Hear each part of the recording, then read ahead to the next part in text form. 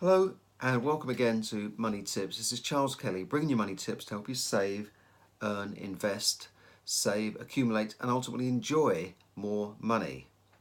Today I want to talk to you about how you can get back 30 lost hours a week. I was recently listening to an interview with transgender rights campaigner Paris Lees on the Jeremy Vine show on BBC, talk about what she thinks it is to be human. I definitely recommend you catch the episode, perhaps on iPlayer or whatever, on YouTube or whatever. But it's a very interesting episode.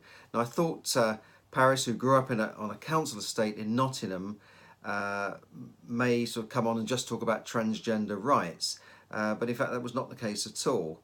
Now, Paris had an abusive childhood, a bit of a wild teenage period, which culminated in her being sent to prison. Now, despite a difficult start, she's gone on to have tremendous success writing for The Guardian and I guess becoming a celebrity, but not just a celebrity, someone who is doing something for transgender rights and also as a journalist, I guess. Now, how did she, from this really bad start, how did she manage to turn her life around? In a word, it was education. Well, she actually went back to her studies and did a degree in English literature, but that said, she became obsessed really with reading.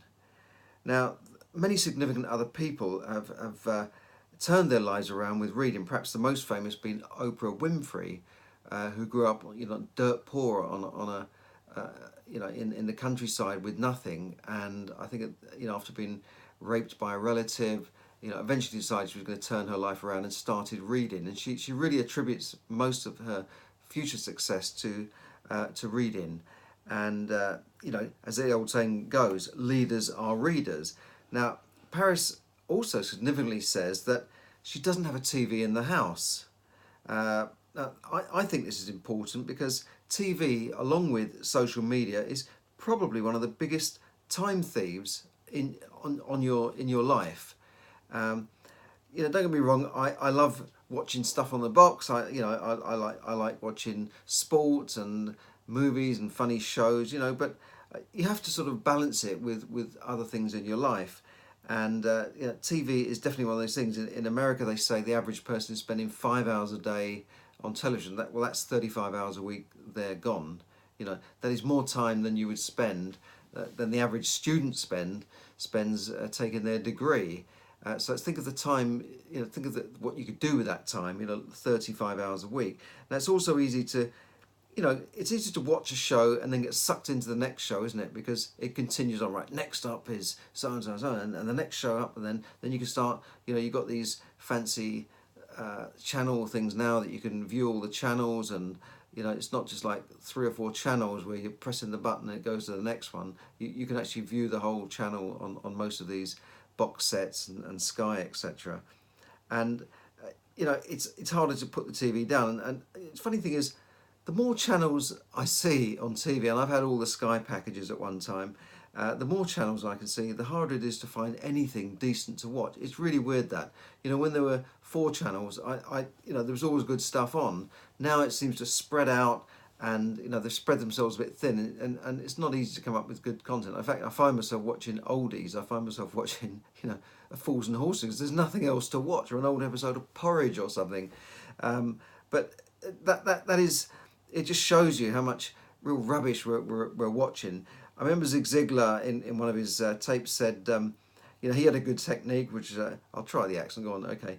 To help spend less time in front of the television, you should get out one of those TV guides on a Sunday newspaper and mark out the specific shows you want to watch during the week. Watch those shows, then switch the TV off.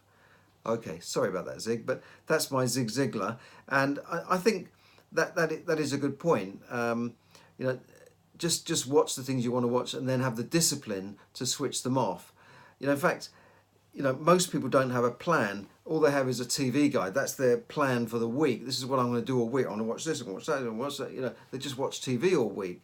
But that's one tip I could say. Now I grew up in a TV house. I grew up where the family kind of sat around a TV. And the big thing of the night was the news. We had to watch the news after Coronation Street, of course. It was the news. Like, the news is on. Shut up. We're watching the news. You shut up now, because we're all watching the news. And all the kids, there were four of us, and we had to just be quiet watching this news. And then my parents would sit there, just watching, staring at the TV, going, and they just sit there, tutting and shaking their heads as more and more bad news come out. All of which there was nothing they could do anything about this. And today it's the same thing, isn't it? It's the bad news. It's pumping it out, and then now you can watch news 24 hours a day.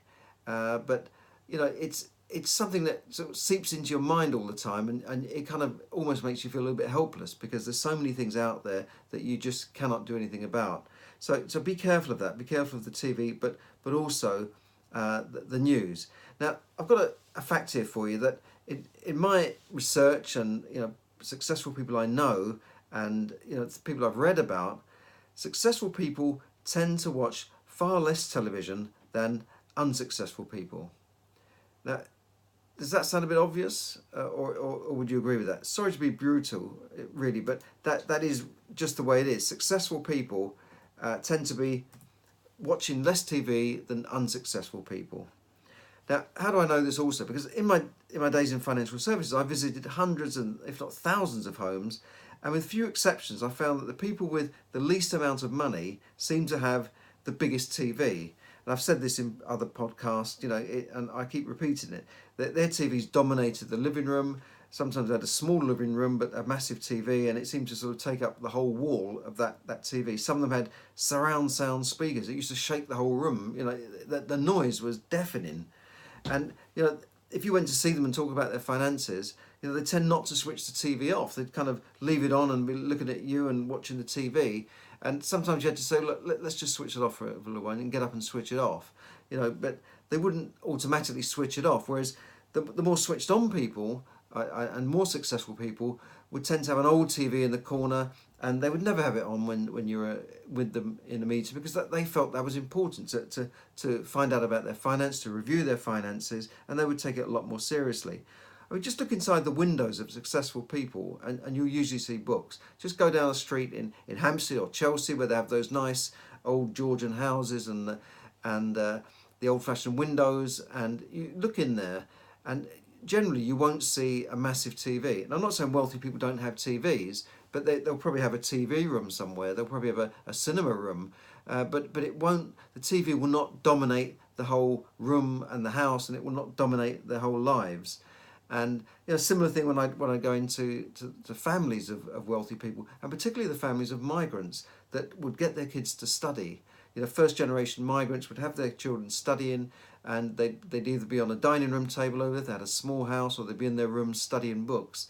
I always remember a Chinese client who lived in one of the roughest estates in Hackney in East London. Now, Hackney is a bit of a trendy area now, but in those days it was rough. I used to be scared getting out of my car with a suit on, carrying a briefcase, to go to see this lady, because I'd look around, I'd sort of pass people on the stairs, kids hanging around on the stairs, and I'd think, oh my God, I'm going to get mugged here or something. But fortunately, touch wood, nothing ever happened to me. But it was one of those intimidating places.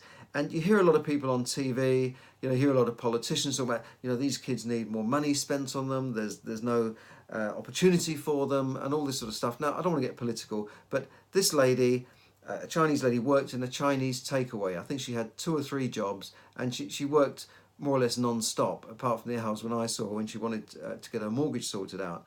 Now, she managed to save a bit of money. Somehow she saved, somehow she got deposits together to buy a property, then she used the equity of that property to buy another property, and I think we did a mortgage on our council property as well. She was an amazing lady, a single mum. The father of her 2 daughters had left her. She was a single mum on her own in a low-wage job, living in one of the roughest estates in Hackney. Now, you'd think her kids would be out on the streets, they must be on drugs, they must be in trouble with the police. No, they were in there studying. They were in there reading books, and I think they were in their late teens. One was studying to be a doctor, one was at university already. 2 beautiful, charming girls who were polite, they were nice, they were really switched on, And they were both going into the professions. I think one was a medical profession. I think one of them might have been studying to be an accountant or a lawyer. I can't remember, but it was a professional, one of the professions, as it were. And they went to local schools as well. They didn't go to Eton and these sort of schools. They went to local schools, and yet why is it that she could make it and turn things around, and others on the estate couldn't? So I've probably deviated a bit, but part of it was through study and reading. Now, just going back to the what you should read. Now, Paris Lees obviously went back to do a degree, but you don't have to do a degree to turn your life around. For instance, you could read about your industry or your job. I mean, if you're employed, how much do you know about your company? Do you know the share price? Do you know if it's quoted as a company? Do you know much about the financials of your company, particularly if you're working for a large company? Now, a lot of people in a business don't know anything about it at all. They'd be lucky to tell you whether the company is quoted on the stock market, let alone the movements of the share price, or what are the divisions they have. So they just go to work and go home. So how much do you know about your company or your industry that you work in? You could be reading about this without even buying a book. You could read about it on Google. You could read about it just from trade magazines, trade journals, or books about the industry. So if you're in financial services, read about it, learn more about it. Don't just stay where you are. And it's surprising how in a relatively short period of time you could become an expert in your field. This goes back to Brian Tracy. Read 30 minutes a day and you'll become an expert in your field within 6 months. And it's very true. And if you're in business, read about your business. Learn more about it. Learn more about your competitors and what they're doing. This could save your neck when things take a turn for the worse. So, and you don't have to. And the other thing is, you can take shortcuts. You don't have to, go and do a 5-year course. You don't have to go back to university or school. You can learn things fast. Now you've got information at your fingertips. Instead of thinking vaguely about something, just go and look it up and find out more about it.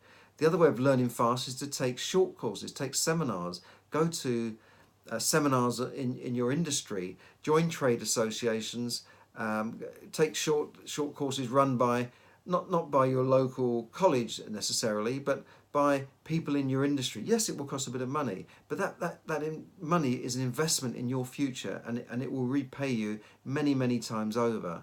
So read about your industry, read about your company or your employer. Take shortcuts and do that fast so that you can move on fast. This is not about earning a degree or a certificate, because I find, once you're in the workplace, once you're in business, it's not always necessary to have the certificates. In fact, I of all the jobs I've ever had in my life, no one has ever asked to see my certificates from school or college or university. No one. I've never had to show it. It's on your CV. They accept it. But what they want to know is what you can do and what real knowledge you've got that is useful to them. So, I must say, let's just recap on this. If you want to get about that 30 hours a week, and I think it could be 30 for most people, it could be at least be 3 to 4 hours a day, and possibly even 5 hours a day, which amounts to 35 hours a week. But in that time, you could do a lot in your time, not just in terms of study, but you could be perhaps starting a business on the side while you're still in a job. You could perhaps start in a home-based business.